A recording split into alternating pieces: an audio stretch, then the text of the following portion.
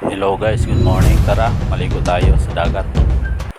At ito, bago kami umalis, so, Oh nakakuha kami ng my jellyfish. God.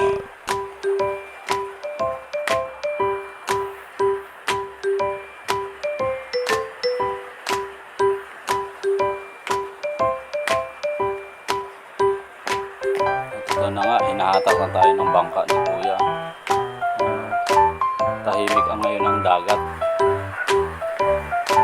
At bago na, mayroong nagtitinda ng isda. Fresh para daw yan, from dagat.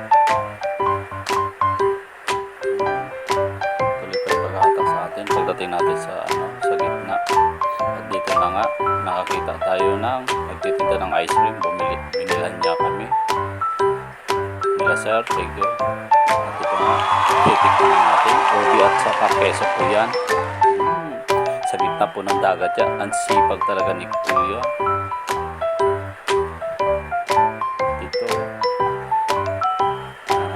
Dito tayo guys, naligo na tayo, mag life vest para safety first muna tayo.